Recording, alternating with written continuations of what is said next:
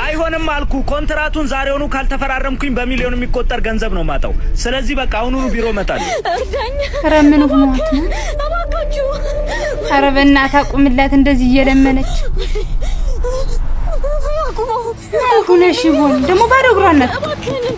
እዛ ጋር ከባድ ነገር ደርሶ ወንድሜ ሊሞትብኝ ነው ለአምቡላንስ እንዳልደውል ደግሞ ስልኬ ተሰብሯል እባክህን ስልኬን ስጠኝና አምቡላንስ ልጥራበት እባክህን እርዳኝ ወንድሜ እባክህን ተባበረኝ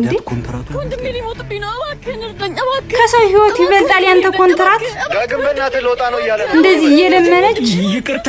እኔ ስለቸኮልኩኝ ሌላ መኪና ጠይቂ እባክህን እርዳኝ ወንድሜ እያለቀሰች ትታት ልትሄድ ነው እባክህ ወንድሜ እባክህን እርዳኝ ወንድሜ እስማ ግን የምር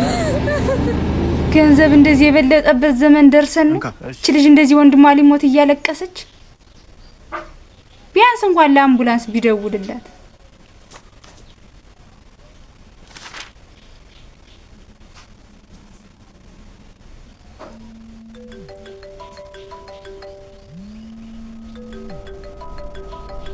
ቆይ አንዴ ይቅርታ እሺ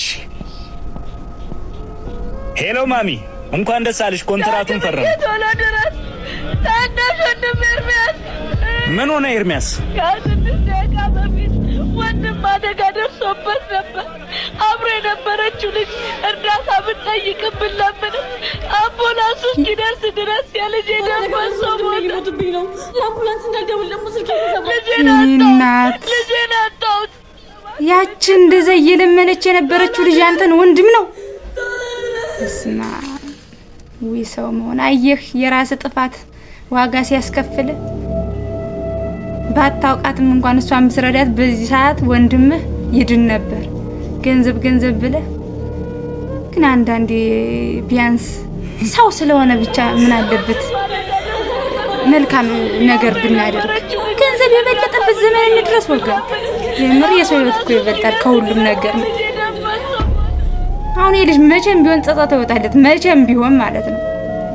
ሁሌም የልብ ቁስል ሆኖ ነው የሚኖር